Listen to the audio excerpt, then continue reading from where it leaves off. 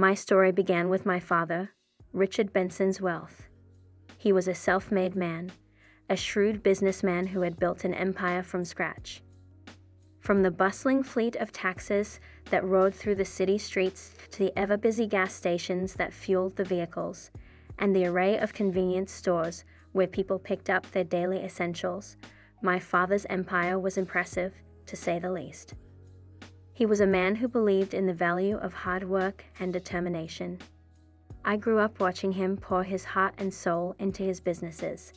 It was evident that he was not just building a legacy for himself, but for our family's future. As a father, he was always there for me, teaching me life lessons, imparting his wisdom, and guiding me through the challenges of growing up. My mother, Elizabeth, and I were a close-knit family, and it seemed like nothing could tarnish our happiness.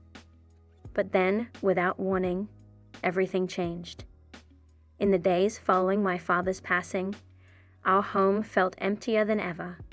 His absence was a constant reminder of the void he had left behind. But little did I know that this void would extend beyond his physical presence and into the very core of our family. My father had always been meticulous about planning for the future. He had set up a will, detailing how his vast wealth should be divided between my mother and me. I had assumed that this inheritance would ensure our financial security and help us carry on his legacy, especially since I had shown an interest in following in his entrepreneurial footsteps. However, as the lawyer read the will to my mother and me, a sense of disbelief washed over us. My father had left everything, a staggering $1.5 million, solely to my mother, Elizabeth. I couldn't comprehend what I was hearing. It seemed inconceivable that my father, who had always been a caring and responsible parent, would leave me with nothing. The day my father passed away was a somber one. The once vibrant man who had tirelessly managed his businesses and filled our home with warmth and laughter was now bedridden and helpless. His disease progressed rapidly, leaving us all feeling powerless and desperate. No amount of wealth or success could shield us from the inevitability of his fate. Despite the finest medical care available, his condition deteriorated at an alarming pace, and we watched in anguish as he slipped away from us. The man who had been our rock, our guiding light, was gone. The loss was profound, and my mother and I struggled to come to terms with it.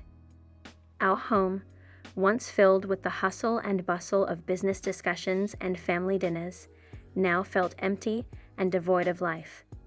The grief weighed heavily on our hearts, and we clung to each other for support.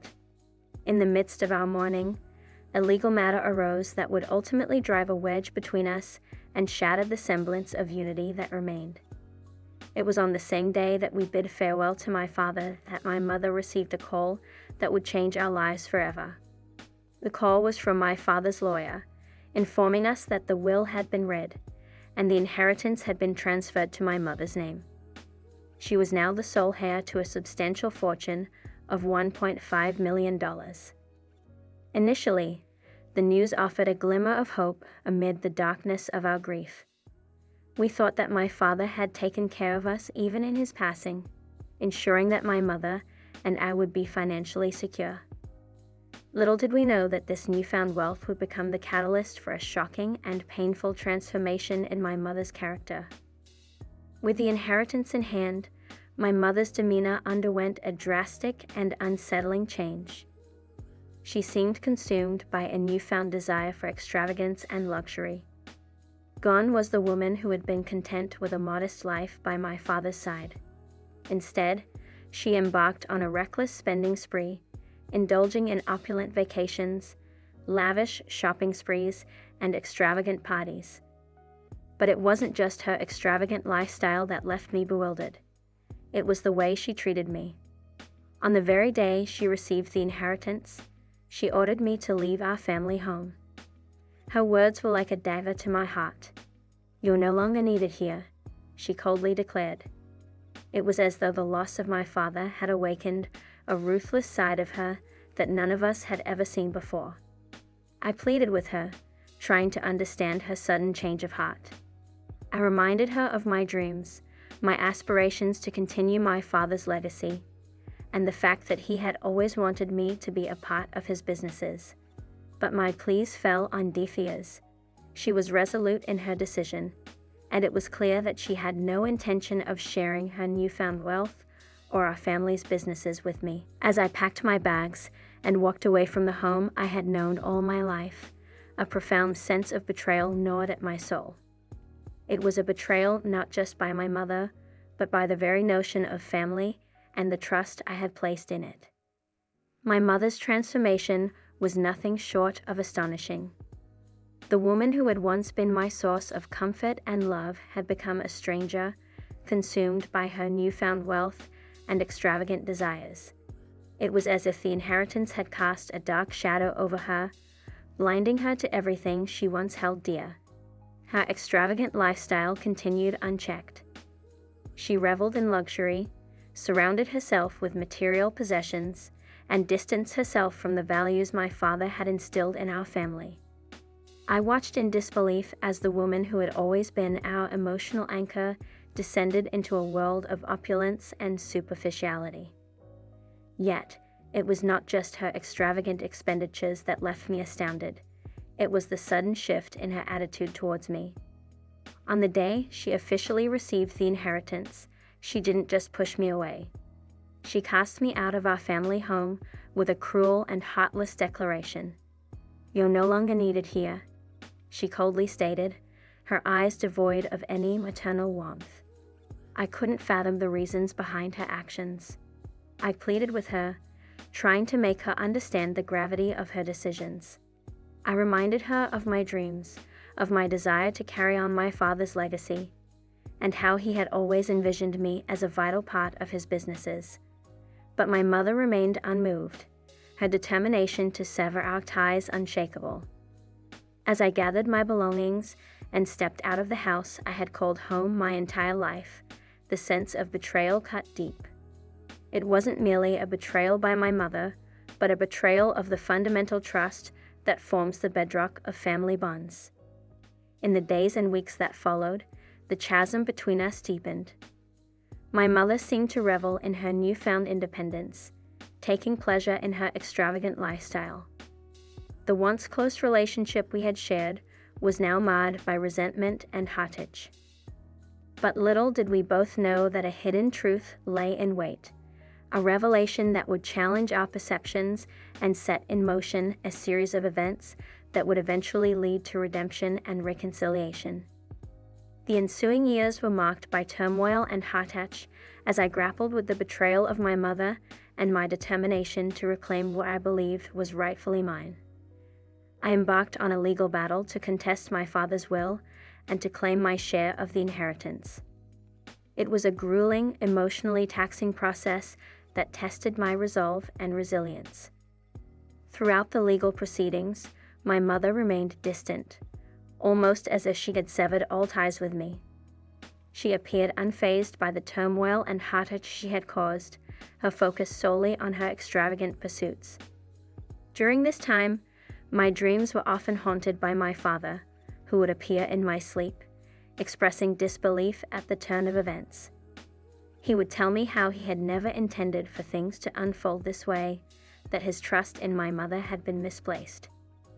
As the legal battle dragged on, I was consumed by a profound sense of loss and injustice. I couldn't understand how my mother had changed so drastically, how she could have disregarded my father's wishes and my aspirations. The scars of her betrayal ran deep, but I was resolved to see this through, to honor my father's memory and the love he had always shown me. Then, 3 long years after my father's passing, a breakthrough came that would alter the course of our tumultuous journey. A hidden clause in my father's will, one that had remained concealed until now, surfaced and changed everything. This clause stipulated that in the event my mother squandered the inheritance or proved herself unfit to manage the businesses, the ownership would automatically transfer to me. I was stunned as I read those words. It was as though my father had foreseen my mother's betrayal and had put in place a safeguard to ensure that his legacy would endure, even if she failed to uphold it. With this newfound knowledge in hand, I approached my mother, who had by then depleted the entire $1.5 million inheritance in her extravagant pursuits. She had learned the hard way that wealth could not buy happiness or fill the void left by my father's death. As I confronted her with the hidden clause and the truth about my father's intentions, she was visibly shaken. The depth of her actions and the betrayal of her husband's trust became glaringly apparent. It was a painful and difficult moment for both of us, but it marked the beginning of a path toward reconciliation. In time, I found it within me to forgive my mother. I understood that grief and the allure of newfound wealth had clouded her judgment. We decided to set aside our differences and work together to mend the fractures in our family.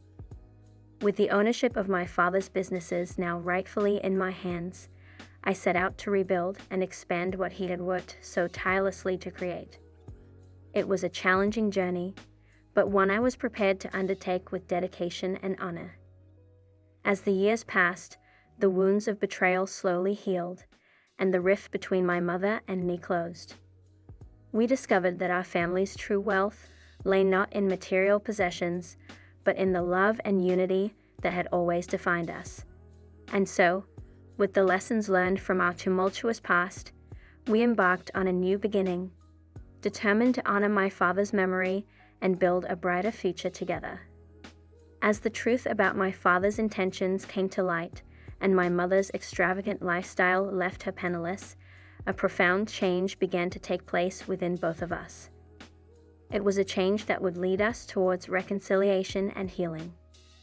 Confronted with the reality of her actions and the consequences of her betrayal, my mother, Elizabeth, faced her own demons.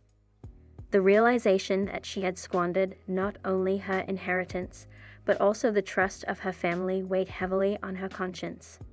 It was a painful awakening, one that filled her with remorse. In time, I found it in my heart to forgive her. I understood that grief had driven her to make choices she later regretted, and I recognized that she, too, had suffered immensely. The wounds that had festered between us began to mend, and we embarked on a journey of rebuilding our fractured relationship. With the rightful ownership of my father's businesses now in my hands, I took on the responsibility of carrying forward his legacy. It was a daunting task, but it was one I embraced with determination and a sense of purpose.